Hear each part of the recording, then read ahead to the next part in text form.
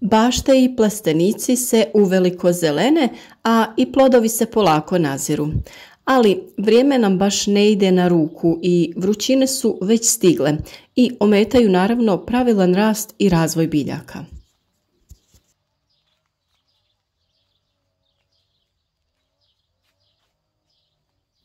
U ovakvim uslovima, a posebno tokom ljeta zbog visokih temperatura, dolazi do pregrijavanja plastenika, što negativno djeluje na naše biljke.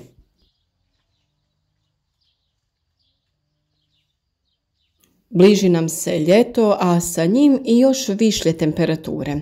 Sa povećanjem temperature zraka dolazi do pregrijavanja plastenika i biljke će biti izložene stresu od pregrijavanja. Za sve biljke koje se gaje u zatvorenom prostoru važno je da se održi temperaturna ravnoteža.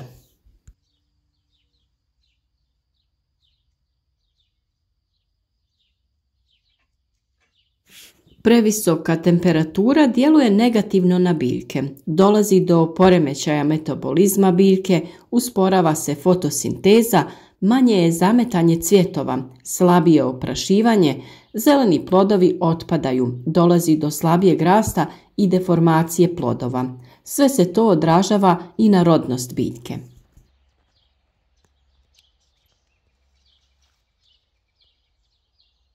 Tokom dana optimalna temperatura unutar plastenika se kreće između 18 i 25 stepeni za većinu plasteničkih kultura. Vrijednost optimalne temperature zavisi od vrste, ali i od razvojne faze kroz koju biljka prolazi.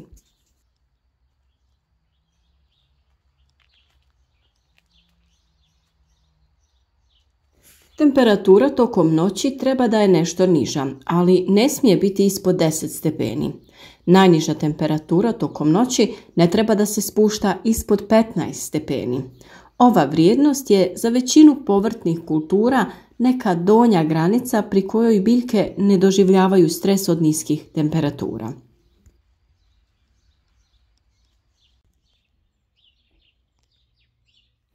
Izuzetno visoke temperature također dovode do stresa, a temperatura iznad 35 stepeni djeluje izrazito negativno na biljke i može dovesti do uvenuća same biljke. Postoje zato brojne metode zaštite plastenika od pregrijavanja. Imamo tu prirodnu ventilaciju, umjetnu ventilaciju, zasjenjivanje mrežama, zasjenjivanje premazivanjem te zasjenjivanje priručnim materijalima i drugi načini zaštite od pregrijavanja.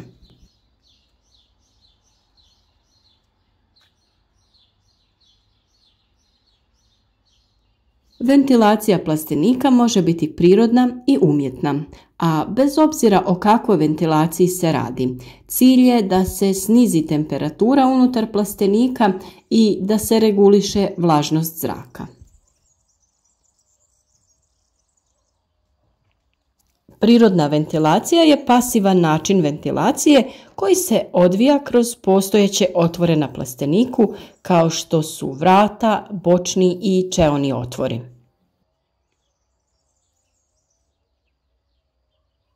Uspješnost prirodne ventilacije zavisi od razlike u temperaturi vani i unutrašnjeg prostora, položaja i veličine otvora na samom plasteniku te smjeru vjetra.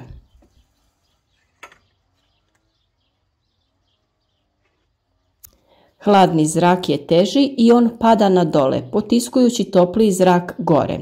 Dobrim pozicioniranjem i veličinom otvora utječemo na brzinu izmjene zraka u plasteniku, a sprječavamo pojavu mrtvih uglova u kojima se zrak ne izmjenjuje ili se jako slabo izmjenjuje.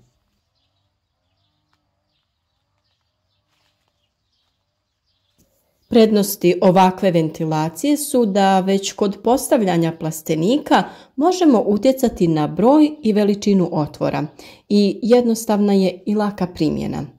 Ovakav vid ventilacije ne zahtijeva nikakve dodatne troškove, ali je potrebno redovno nadgledati temperaturu i pratiti stanje kako bi se ručno otvorili ili zatvorili otvori na plasteniku.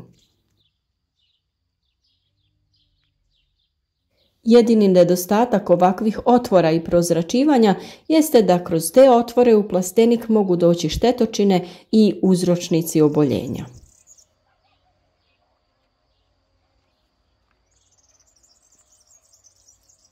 U svom plasteniku, kao što vidite, imamo dosta velike otvore, bočne, čeone i prozore iznad vrata, tako da nam to omogućava da imamo jako dobru cirkulaciju zraka.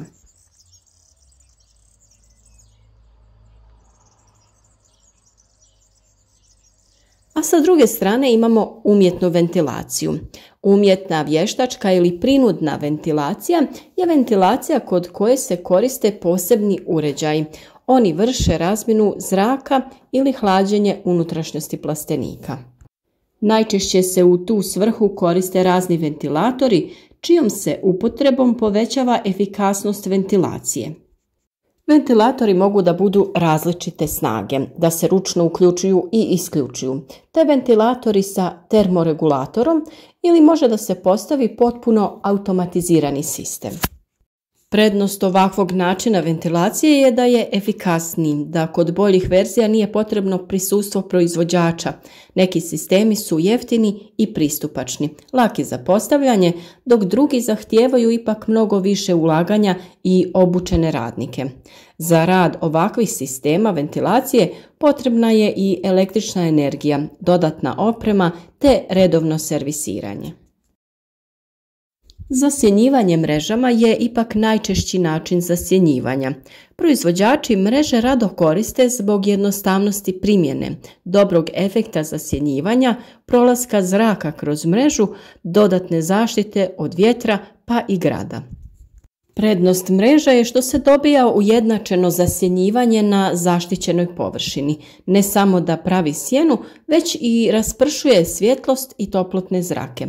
Postavljene mreže su mobilne, odnosno mogu se prebacivati sa jednog plastenika na drugi. Mreže za zasjenjivanje podsjećaju na one vreće koje se koriste za pakovanje poljoprivrednih proizvoda, poput vreća za pakovanje krompira. Gustoća tkanja zaštitnih mreža može biti različita i od toga zavisi procenat zasjenjivanja koji se kreće od 10 do 90%. Ove mreže se izrađuju od različitog materijala, mogu biti i različito obojene. U proizvodnji rasada povrća, začinskog, ljekovitog i ukrasnog bilja najčešće se koriste zelene mreže. U proizvodnji se koriste bijela ili crna, a najčešće se koriste bijele mreže koje upijaju UV zračenje i odbijaju svjetlosne zrake. Neke mreže mogu biti postavljene i za zasjenu usjeva na otvorenom poput paprike i maline, a tada je poželjno mreže postaviti pod malim nagibom radi oticanja padavina. U cilju zasjenjivanja proizvođači vrše premazivanje folije plastenika. Najčešće se premazivanje vrši krećom koji je razređen i u koji se mogu dodati razne materije koje obezbjeđuju bolje prijanjanje kreča za foliju i smanjuju ispiranje kreča zbog kiše. Najčešće se dodaje cement, mlijeko i ulje. Zasjenjivanje premazivanjem glinovitom zemljom koja je razrijeđena ili specijalnim materijama koje se mogu nabaviti na tržištu. Kreč je potrebno razrijediti na željenu gustoću. Što je gušći, to je veća zaštita od prodora svjetlosti. Jednostavno ga razrijedite sa vodom, dobro promiješate i pošpricate vaš plastenik. Za premaz od gline uzmete 2 do 3 kg gline i rastvorite u 10 litara vode. Nakon rastvaranja dobro se procijedi i vrši se premazivanje ili prskanje prskalicama. Prednost premaza je u jednostavnosti primjene, ali ipak postoji opasnost od oštećenja folije, zagađenja plastenika zbog dodavanja raznih boja i materijala, pa budite oprezni. To su inače sve posljedice nestručne upotrebe.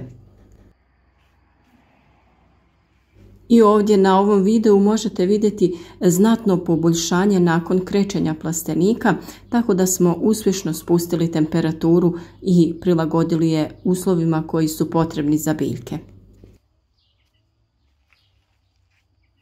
U nastojanju da se plastenici zaštite od vjetra ili pregrijavanja, plastenike možete postaviti blizu nekog drveća ili žbunja u neko polusjenovito mjesto, ali to ipak zavisi od vrste biljke koju unutra uzgajate. Plastenik može da se prekrije granama sa lišćem, prekrivačima od trske, agrotekstilom, platnom i sličnim materijalima. Mi smo do sada uvijek koristili mrežu za zasjenjivanje na našem plasteniku i svi koji nas redovno prate znaju koliko je proizvodnja bila uspješna, a to možete vidjeti i ovdje na videu. Ove godine smo se odlučili za zaštitu sa krečom, te se za sada dobro pokazala. Mreže koristimo i u našem malinjaku za zaštitu od sunca, a isprobati ćemo je i u našem vrtu, ali o tome u nekom narednom videu.